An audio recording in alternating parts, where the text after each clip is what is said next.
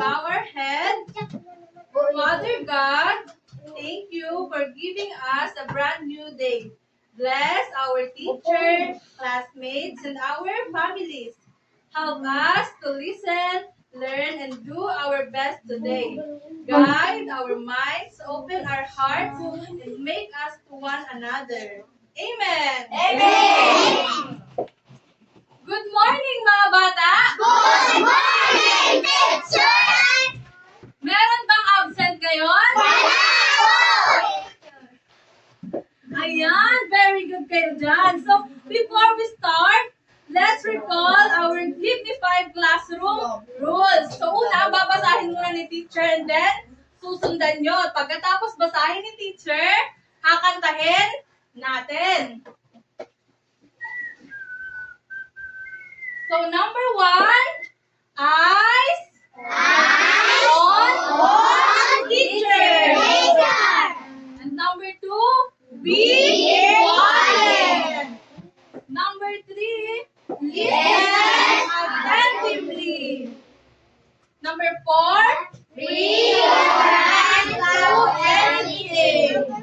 And number 5, hear. Ayan, nabasa na natin. So, kakantahin na natin ito. Teacher. 1, 2, 3, go! Eyes on teacher, eyes on teacher, be quiet, be quiet,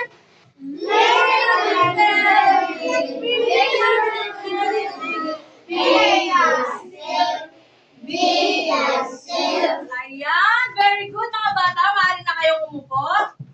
So mga bata, natapos na natin basahin ang ating classroom rules. Yan, tama. So mga bata, do you still remember our previous lesson? Yes! Ayan, very good. So last time, our previous lesson is all about comparing the values of Philippine peso with the use of the following symbols like greater than, less than, and then equal. So may papakitang flashcard si teacher. At sasabihin ko lang kung anong symbol ang gagamitin natin dito.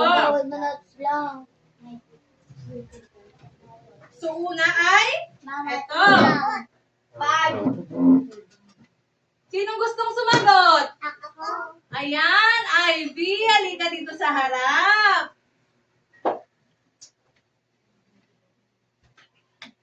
Sige na, sabihin mo na lang.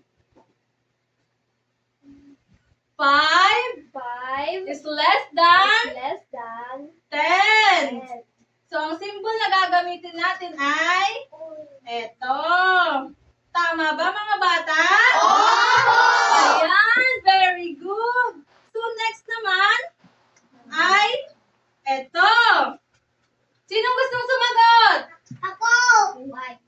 Ayan, siya. Sige. 5 is greater than 1. Ayan, very good.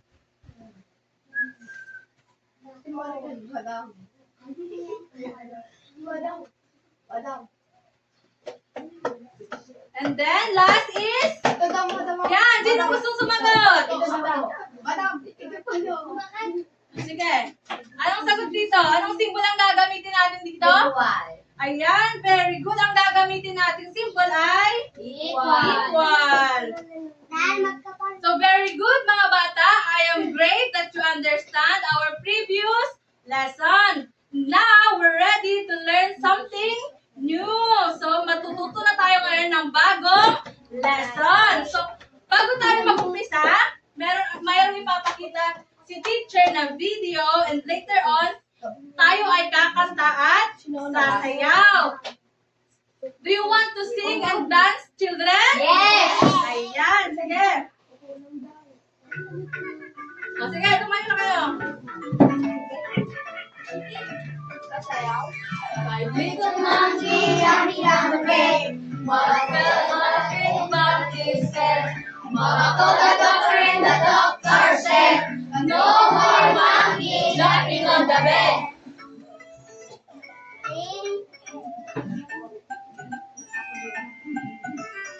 Four little monkeys jumping on the bed. Four little monkeys jumping on the bed.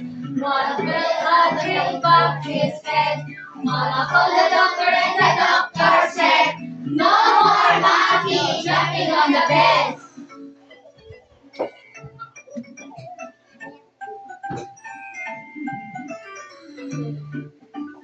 Three little monkeys jumping on the bed. One fell out and bumped his head. Mama called the doctor and the doctor said, no more monkeys jumping on the bed.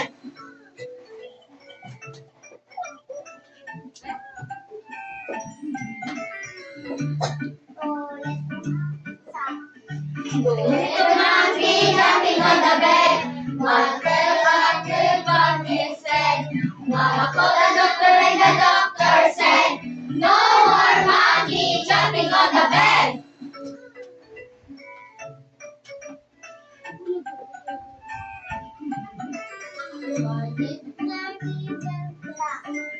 One little monkey jumping on the bed. One fell out and bumped his head. Mama called the doctor and the doctor said, no more monkey jumping on the bed.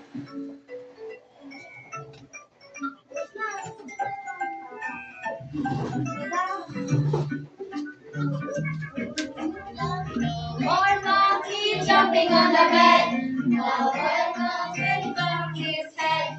Mama called the doctor and the doctor said, no more monkeys jumping on the bed. Ayan, very good mga bata. Gagaling yung palang kumanta at sumayaw. So, children, what did you notice in the video? Anong nangyari sa mga monkey? Nabukol. Ayan, di ba? Isa-isa silang? Nahulog. So, gusto nyo bang maging mga monkey? Katulad ng Very good. That's good. Always remember to follow what elders tell you because it makes you safe. So, makinig tayo sa mga nakakatanda sa atin dahil dito ay magiging safe tayo o ligtas. So, have you noticed in the video that at the first there are 5 monkey? Diba una, may 5 Monkey. and then, nahulog yung isa. Ilan na lang yung naiwan? Wow! Ayan, tama. And then, di ba, 4 na lang silang naiwan. And then, nahulog ulit yung isa. Ilan na yung naiwan? 3. Ang galing. And then, mayroon na lang 3 Monkey. naiwan na monkey. Tapos, nahulog ulit yung isa. Monkey. Ilan na lang yung naiwan? Ang galing. Very good. Tapos, ayan, tumalong ulit yung monkey. Nahulog ulit yung isa. Ilan na lang yung naiwan? Ayan, very good. Edi, isa na lang yung monkey. Tapos, nahulog ulit siya. Ilan na lang yung naiwang monkey? Ayan, very good. So, lahat sila nahulog and then, lahat? Oo, yan, sige. So, yun yung na-observe. Anong na-observe nyo sa mga monkey? Anong nangyari sa mga monkey? Raise your hand. O, sige. Nabukol. Yung isa. Pasaway. Ayan, sino yan? Anong nangyari sa mga monkey? Ayan, isa-isa silang nahulog. Very good. So now, grade 1, our topic for today is all about subtraction of number up to 20.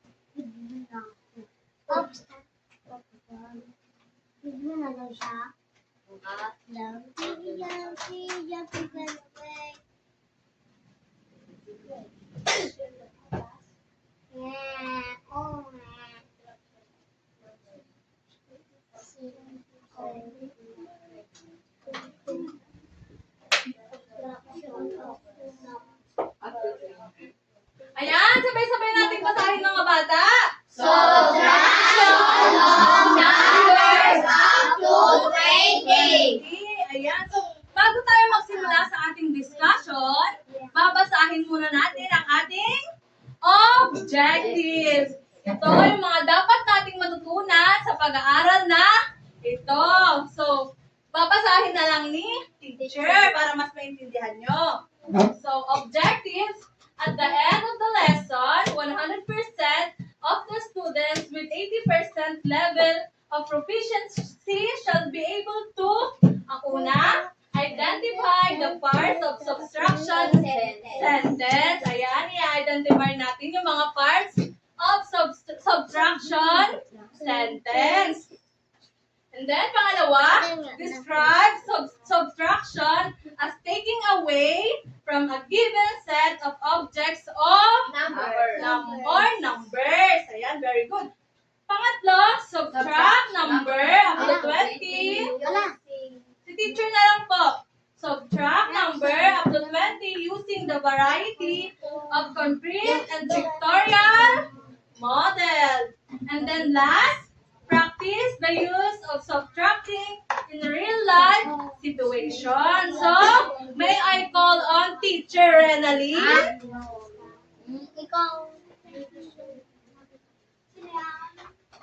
Good morning, children. Good morning, teacher. So again, our topic for today is all about subtraction. Everybody say subtraction. Subtraction. So meaning subtraction is taking away from another number.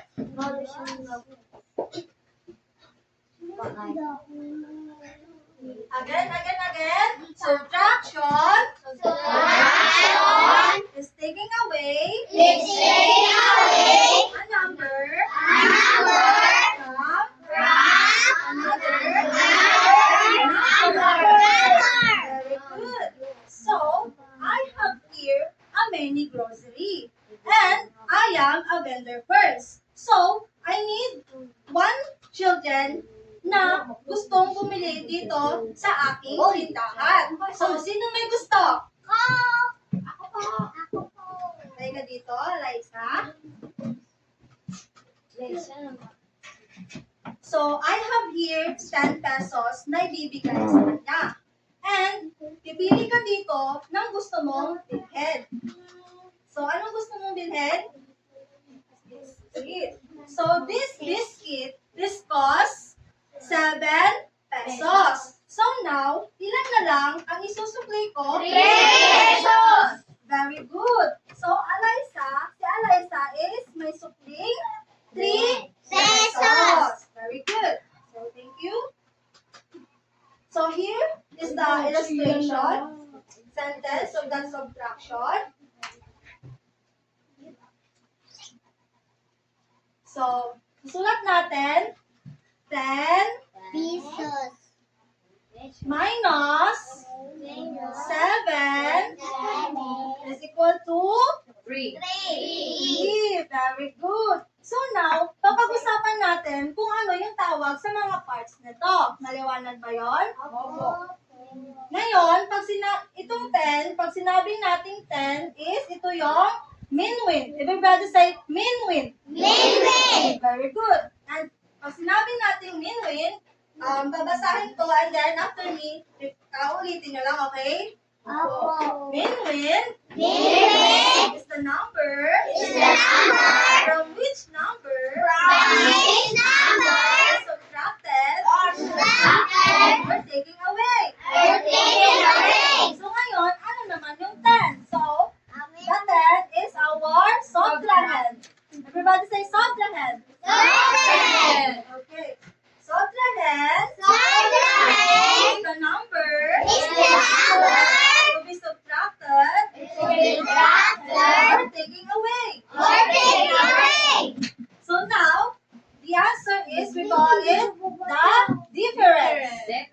Everybody say difference. Difference. Okay, so difference is the result in subtraction. Very good, children. So, wait. You know, children, may alam akong song na magmamatch sa lesson natin ngayon. Gusto nyo bang kumanta? Okay.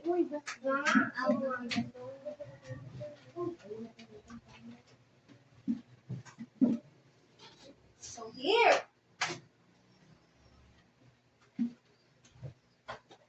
So, ang gagawin ko is, kakantahin ko muna and after that, sasabay na kayo sa akin. Maliwanag pa yun? Opo. Okay, in 3, 2, 1. To subtract our number is to take away. To subtract our number is to take away. Minuin, subtract, and minus na ang difference. To subtract our number is to take away. Okay, one more time. 1, 2, 3, go. To subtract our number is to take away. To subtract our number is to take away. Minuin, subtract, and minus na ang difference. To subtract our number is to take away. Okay, class, very good. Ang gagaling nyo naman kumanta.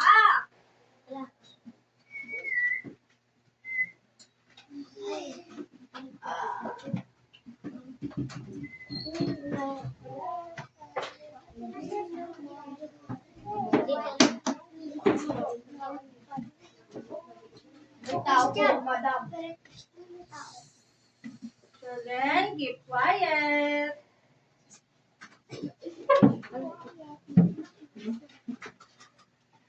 Sige, kulang po. Ano yung nakalagay sa ating classroom rules?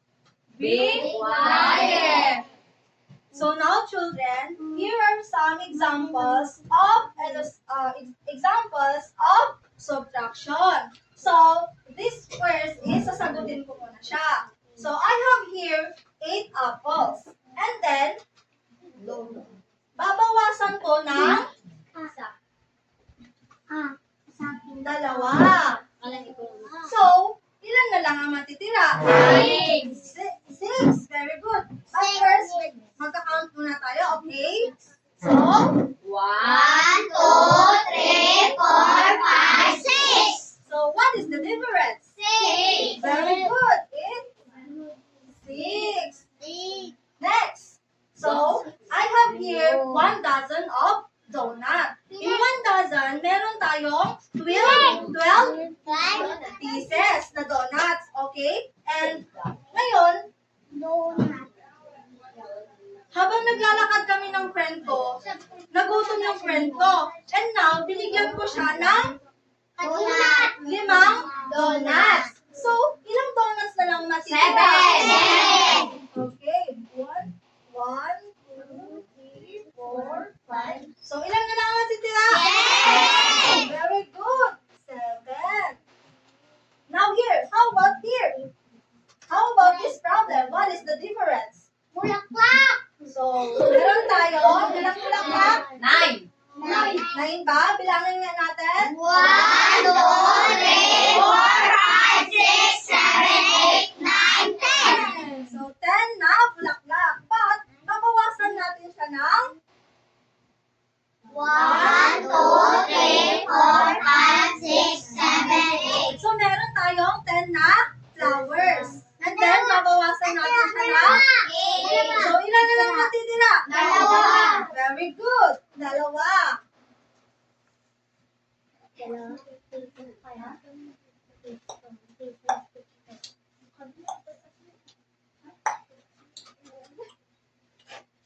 Now, how about this one? Meron tayong B. B or in Tagalog, Buboyog. buyog. Very good. Oh, ang sasaka rin. Bulinaw. Very good. So I have here 1, 2, 3, 4, 5. 5 bees.